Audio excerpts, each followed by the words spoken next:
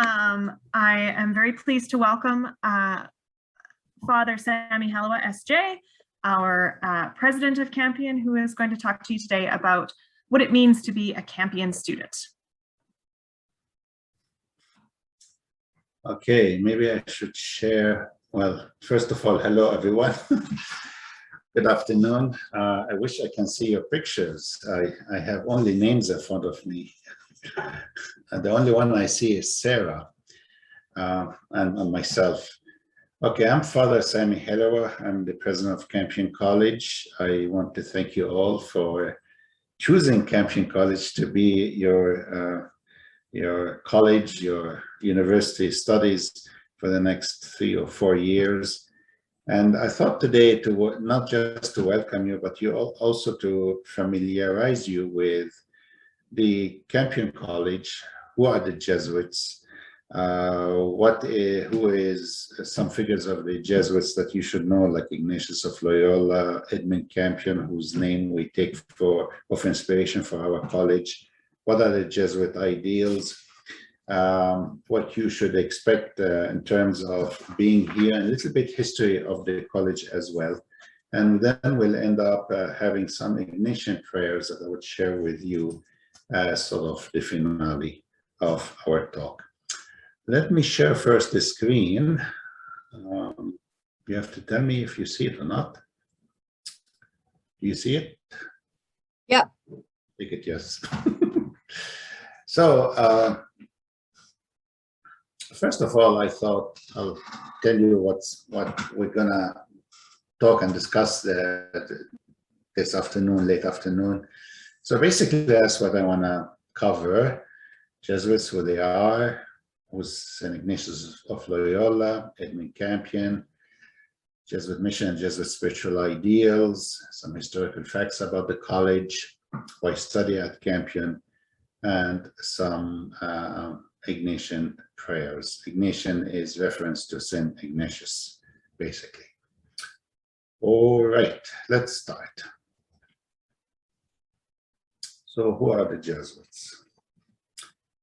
I would say a Jesuit, by definition, that is, that which came from one of the general congregations of the Society of Jesus, is a Jesuit, by definition, is a sinner who is called by God to accompany his son, Jesus, the Christ, under the banner of the cross. Therefore, when you hear the word Jesuits, or when you meet a Jesuit, what should come to your mind that a Jesuit is a companion of Jesus, a friend of the Lord.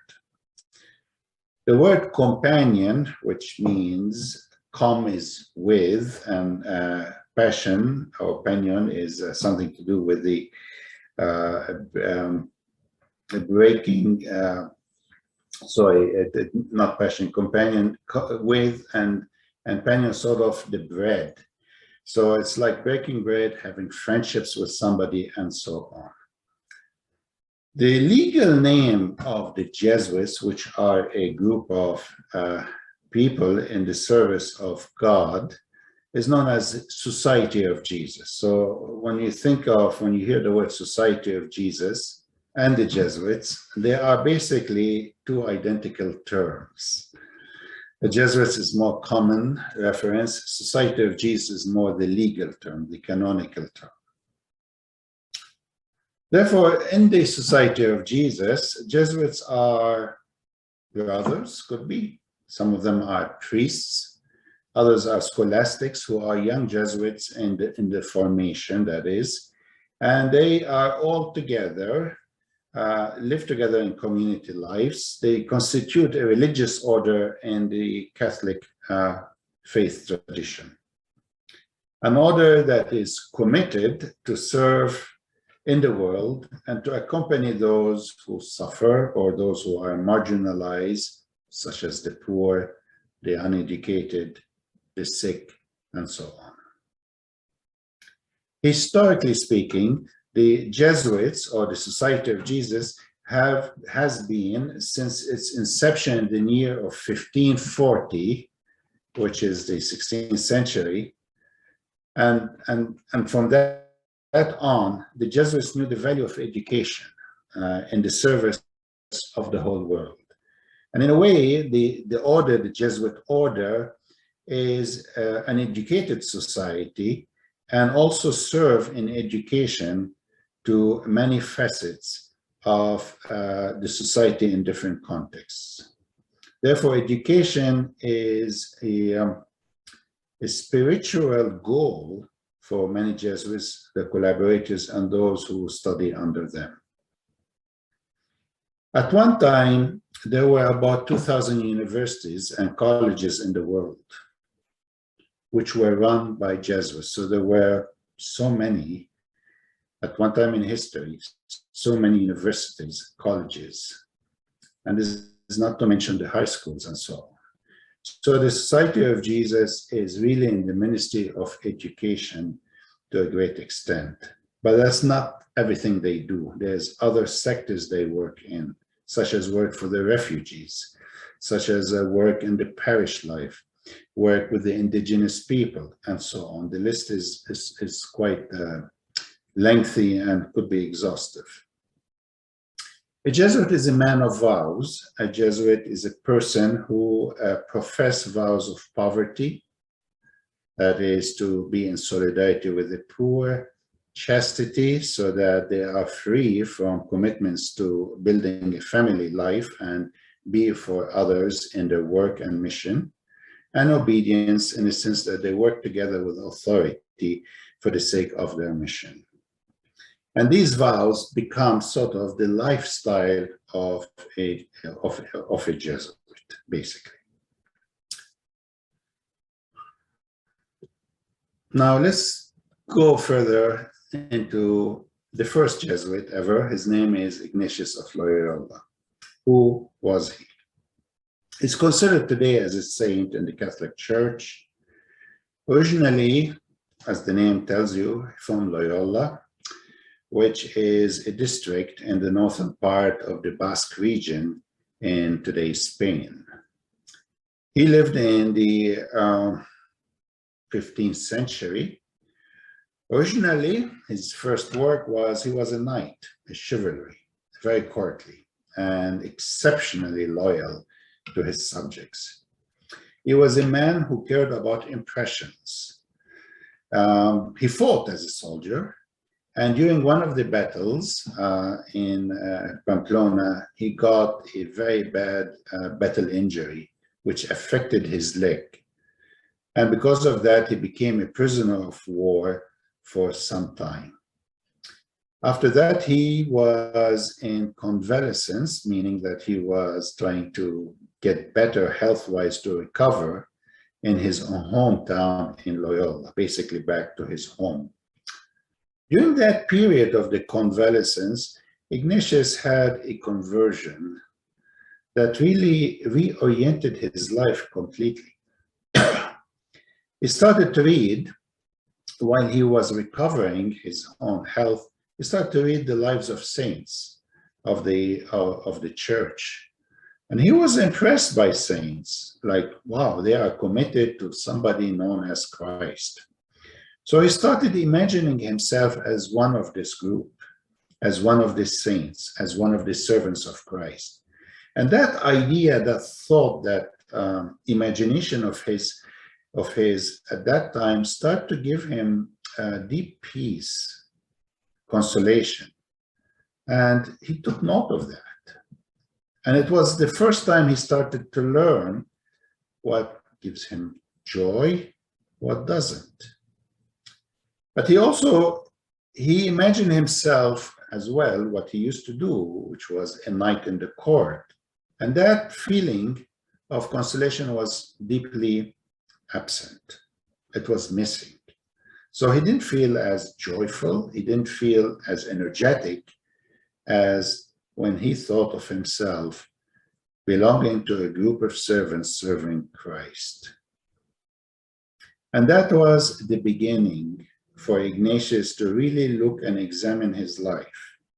He started to understand himself differently through his own desires that were surfacing to his knowledge, to his mind, to the sense that, oh my Lord, this is something good, that there is that I need to pay attention to, or this is something that I should avoid because it really doesn't bring me to any type of consolation or joy and so on. And therefore, he started to educate himself in the spiritual movements that were deep in his heart.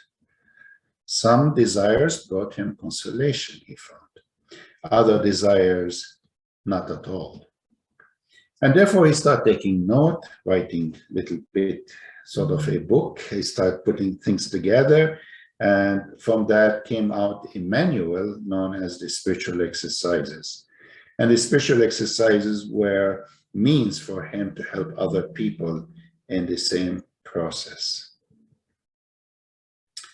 Why is it important this year to think of Ignatius? Because this year it marks the 500 years anniversary of Ignatius' conversion. So 5 centuries ago. And that conversion really helped the church for the last 5 centuries, and hopefully many more to come, on the discernment of the spirits, where people discover themselves through the desires, which career to go through, what choices to make, which commitments that they think they are worthy for them to commit their lives for, and so on. And therefore, Ignatius himself started to discover in his faith, first self-education, and then he became a master of discerning the spirits or the experience of joy or sadness or encouragements or discouragement and so on, and through ideas or through actions or events that was happening in his life. And he started to identify himself with the good spirit moving in the heart of someone, as opposed to a bad spirit that mislead other people. And that way, Ignatius himself started becoming, he was not only to be known, but started to be in demand. People started approaching him. And he was a man of letters. We have at least a collection of 5,000 to 7,000 letters of him, where his spirituality, his understanding of the spirits, helped him to become an absolutely efficient administrator, instructor, where people start to benefit from his knowledge of the different movements of the spirit, where to go, what to choose, and so on. And with that, he started to attract people and followers, and the whole idea of the Society of Jesus started to emerge, and he wrote the constitution of that, which is also in its own way a classics for a religious order and for other orders that look at it as a model, whereby how Jesuits should live, how Jesuits should embrace the vows that he and other people in the church were actually embracing, and start to understand that there is apostolic goals, that is people in mission behind the vows. If you look at Google, which is very much in our internet, you'll have a good information base on St. Ignatius' life, his accomplishments, his writings, and I encourage you to look into that, biographies of his that were written, and you might benefit too. You might find something similar about what people struggle for in order to make good decisions. This is when he was in court, and that's later after he wrote the Constitution. So you see Ignatius here very well put together, calm, peace, insightful. He's always looking to something beyond his immediate context, which makes him a mystic, basically. But our college called Campion College, and Campion comes or relates to a figure, another saint, an English saint, a Jesuit from England, basically, who originally was Anglican. He was Anglican deacon, under the reign of the first Elizabethan monarchy in the 16th century. At that time, it was the time of the English Reformation or the English Protestant movement, and Catholics were not very much well liked. In fact, they were executed. And therefore, for Campion to become a Catholic, it was a very dangerous thing at his time. So when he converted to the Catholic faith, he left England, went to Europe, and as he converted secretly to the Catholicism, then became a Jesuit, and he had all his Jesuit formation in the continent of Europe. And once he was finished with the formation, he was missioned back to England. He knew that mission was going to be one of danger. In fact, he would have lose his life. And that's what happened, basically. So it was very dangerous to be Catholic priest under the Elizabethan first reign. Anyhow, because of his vow of obedience and so on, he went back secretly to England, to his homeland, and started to work underground as a Catholic Jesuit priest, helping other Catholics in England to encourage them in their faith and so on. But eventually he was caught. And once he was caught, he was interrogated, he was tortured and executed by hanging, but also he was quartered, basically, cut into different pieces. It was a gruesome martyrdom. However, Edmund Campion was a very educated man. He took his faith, his new faith especially, very seriously. He was a great public speaker. In fact, before he became Catholic, he used to preach as a deacon, and Queen Elizabeth I used to hear him because he often went to the court to preach, etc. But his last speech is the most known for us, is known as the Bragg, B-R-A-G. And the Bragg, basically, he talks about not only facing his death, but he basically talks about his reflection that of Jesus, who gave his life to the church. And it's considered one of the, I would say, the English Christian classics and the Christian faith at the time being, for the time being. It was written before martyrdom. And if you go to the first floor, the ground floor of our building, you see a spiral where some words of the Bragg are inscribed. Therefore, Campion was a man of faith, but he was also a man of reason. He was well educated. He was an orator, a public speaker, very gifted in public speech.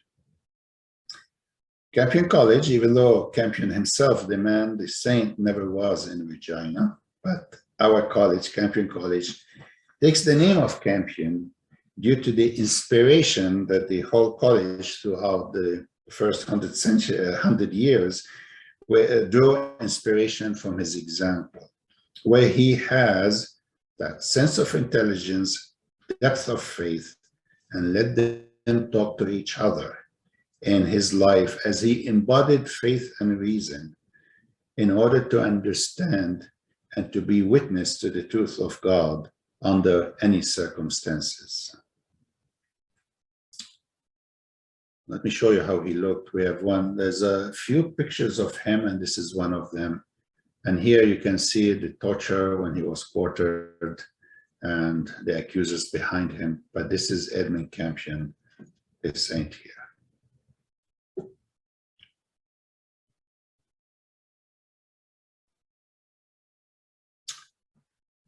So when we talk about Jesuit mission, we talk about Jesuit works. What do Jesuits do?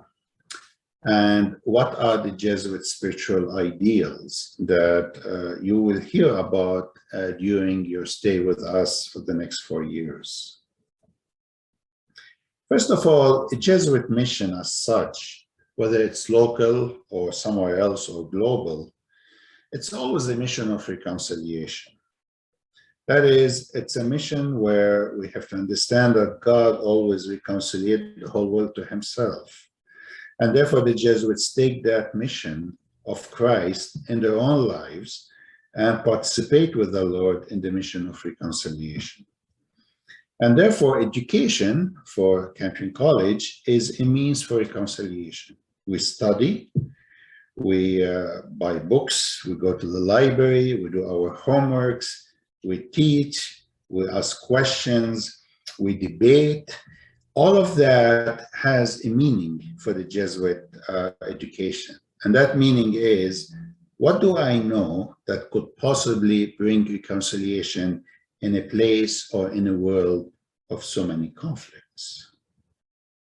And therefore, the mission of the higher education, which our college, Campion College, is engaged, Jesuits serve to the effect of reconciliation.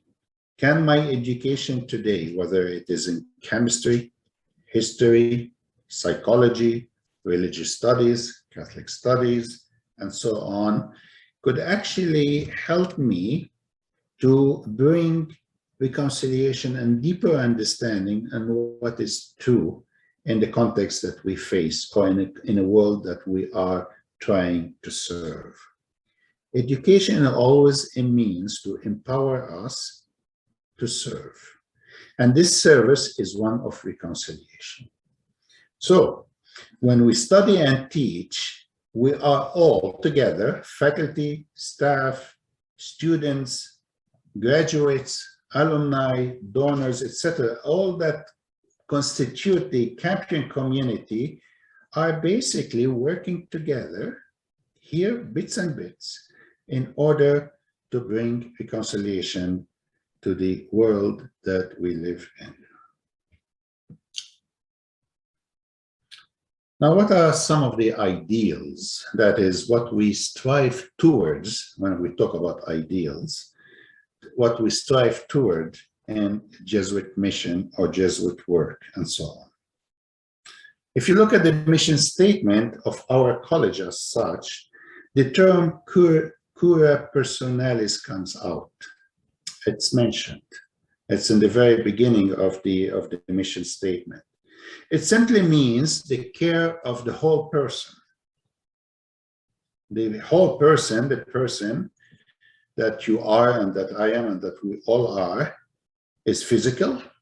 It's also the mind, the intellectual, but also the spiritual. And therefore, the whole person means physical, intellectual, and spiritual care that you are called to nurture through the education at Campion College. It's not only restricted to students. Therefore, the same thing applies to the staff, to the faculty, for those who come as guest speakers, for example, and those who are associated with us, for our donors. So all members of the Campion community is basically under, through the mission statement, to care for the whole person. And therefore, cura personalis is a Jesuit ideal. How we serve one another, to care for one another holistically. That combine the care needed in the development of the entire person. And therefore, when you are with us now at Campion College, you're going to grow physically, intellectually, spiritually. You're going to mature with this creative tension between the physical, intellectual, and the spiritual side of you, who you are. Because each person is meant to grow, is meant to mature, is meant to develop in his or her education of the mind through acquiring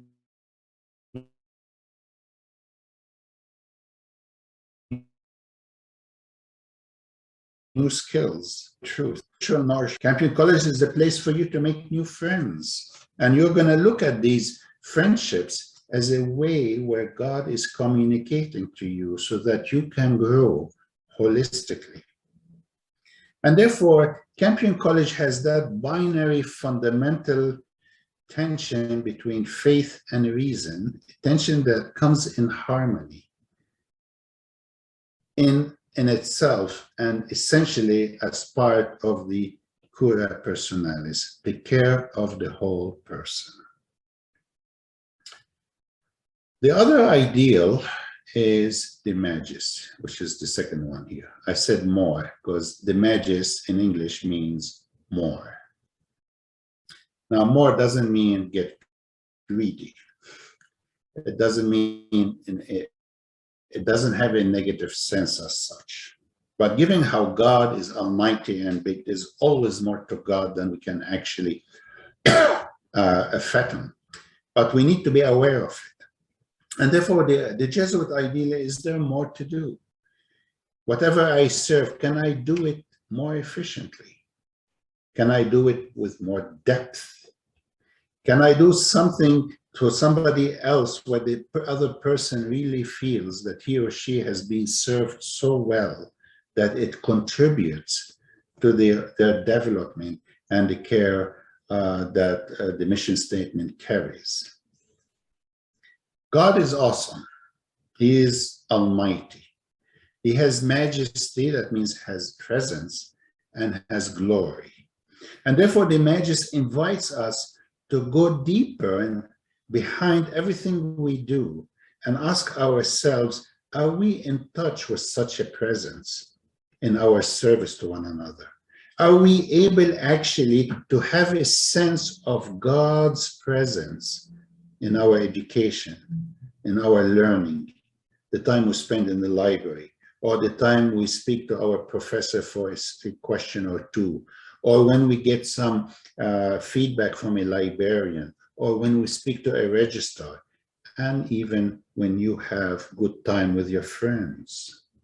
So behind all these experiences that we have at our college and at the campus experience, a Campionite or a student in our college needs to reflect, where is my sense, my personal sense of God's presence in the day that I spent at the campus or at our college.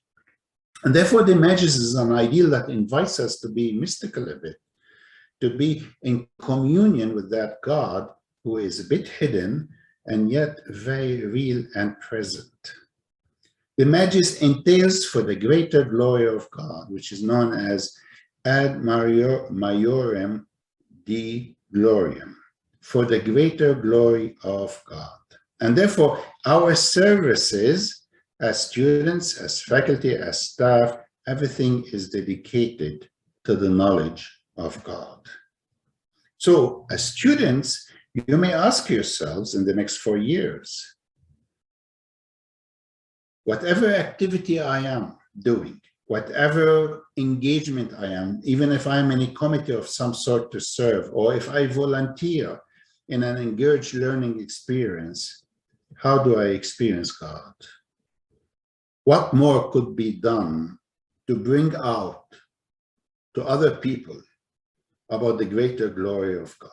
It could be subtle, yet it is there.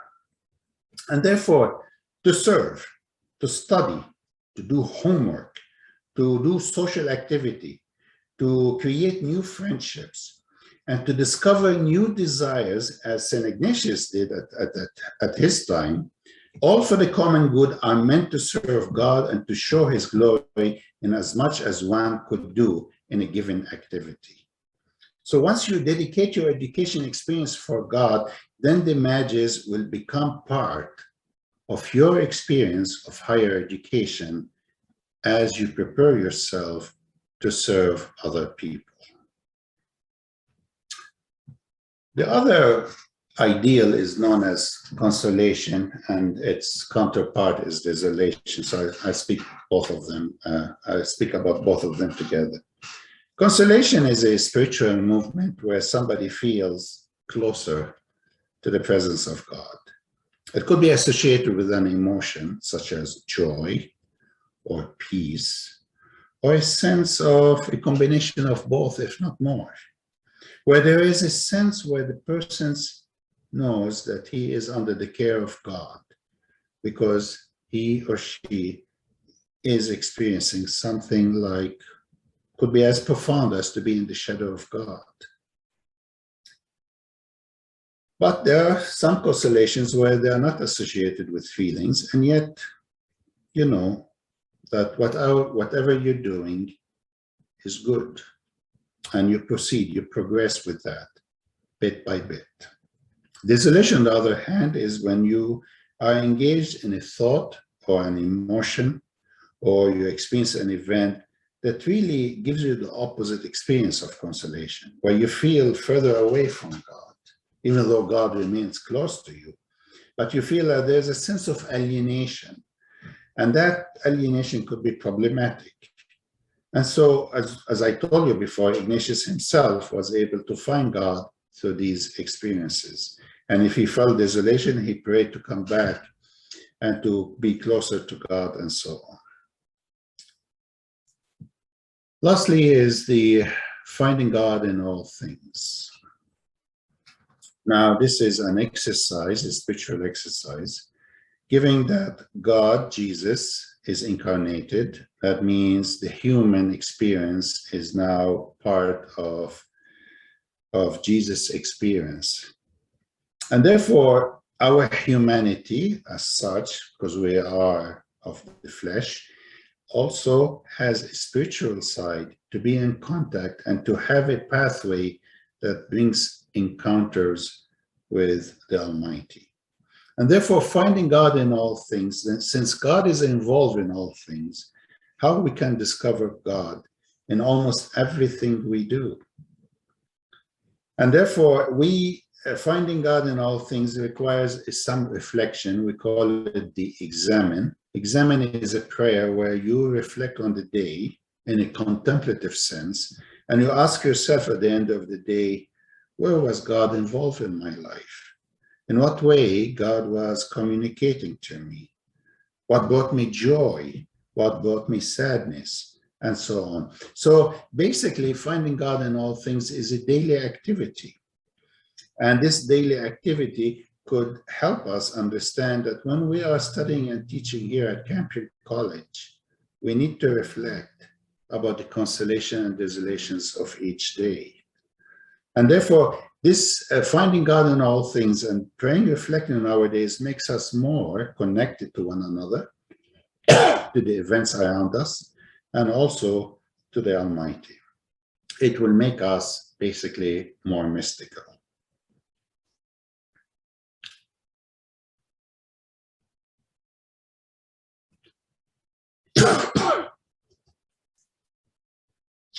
I would like to start, before we talk about why study at Campion, some historical facts about Campion College and its global networks. Excuse me, I need a drop of water.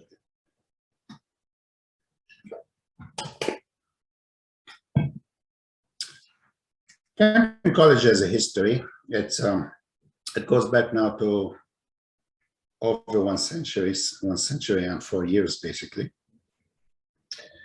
Campion College has always been connected with the Jesuit presence in the city of Regina.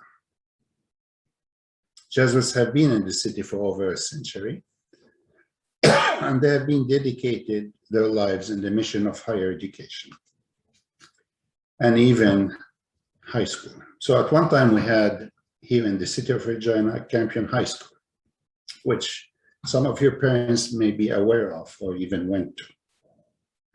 And then we have the Campion College itself, which is still with us. Jesuits have done other missions here in the city. For example, some of us go to prison to minister to the prisoners. We have done some work in the hospitals to help and aid the sick, visit them. We have another school called the Mother Teresa Middle School in Regina, which is a Jesuit-inspired school preparing students with poor backgrounds into high high school education and eventually to the university level. But our college was founded in 1917 in Regina under the request of a bishop who desired to have a Catholic-based college in the prairies. Jesuits were eventually approached for this project. They were not the first one to be approached. And in 1923, the college started to have a status to actually issue bachelor's certificates for their students. Federation to the University of Regina took some time. At one time, the university here was called the University of Saskatchewan, and then it moved to Saskatoon, and University of Regina was born. We got federated to the University of Regina in 1964. It took about 20 years of work to get federated. So University of Regina is the host university.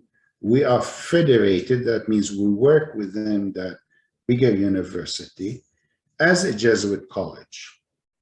So basically, when you study with us, your degree comes from the University of Regina, as you know, but you have studied at Campion College in the Jesuit tradition. Father Sami, I just want to pause and let you know it's 4:35 right now, so we have about 10 minutes max that we can do.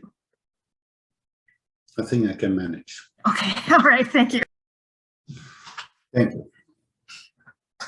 So when we are studying, at Campion College, there is a reason for it. It's the only Jesuit school, undergraduate school, undergraduate Jesuit school in Canada. It's, as you know, it's federated to the University of Regina. Our students are a combination of the experience of faith and reason. If you go to the second floor of our building, once we open, you will notice that we have a chapel on one side and the other side we have a library. That architectural arrangement says a lot, where faith and reason coexist.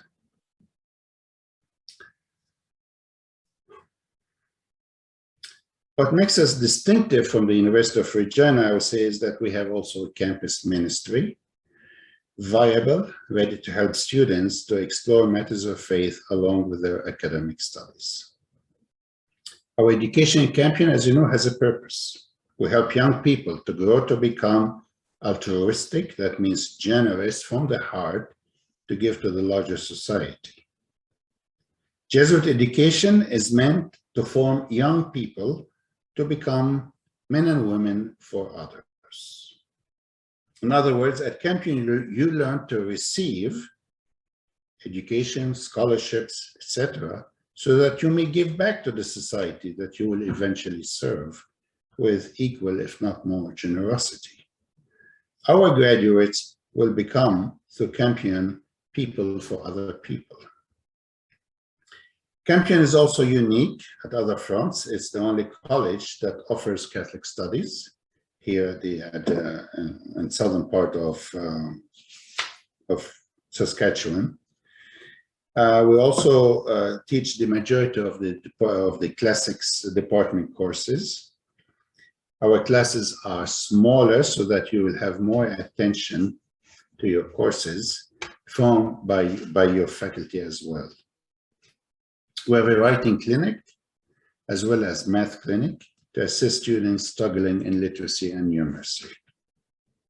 Our registrars are here to personally help you in academic counseling for your own courses and perhaps to help you decide which major you want to commit yourself to in the next 3 or 4 years. We're a community here that serves and cares about each person, about each one of you, holistically, cura personalis.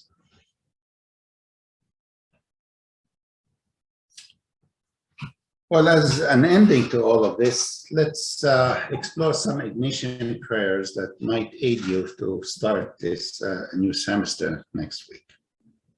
St. Edmund Campion himself wrote this prayer. I have made a free oblation of myself to your divine majesty, both of life and of death, and I hope that you will give me grace and force to perform. This is all I desire. Amen. It's a prayer of humility.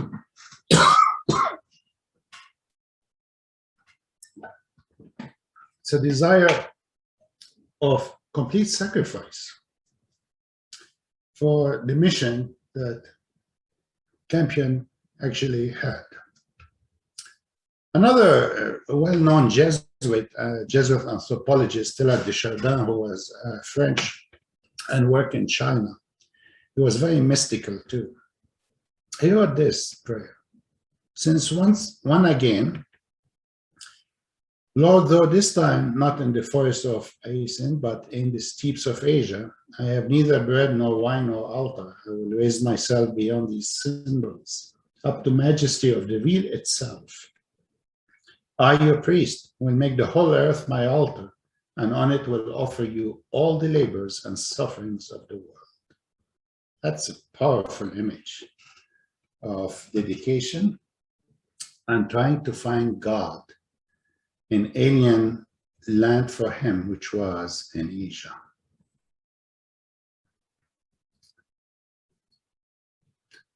Pedro Arrupi was a former general of the Society of Jesus of this prayer. Nothing is more important than finding God. That is, than falling in love in a quite absolute final way. What you're in love with, what seizes your imagination, will affect everything. It will decide what will get you out of bed in the morning, what you will do with your evenings, how you spend your weekend, what you read, what you know, what breaks your heart, and what amazes you with joy and gratitude. Fall in love, stay in love. It will decide everything. To fall in love is to know your true desires.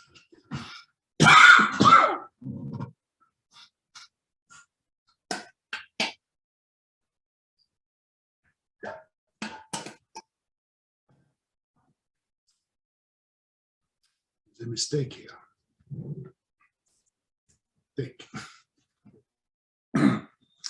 Ignatius wrote this prayer.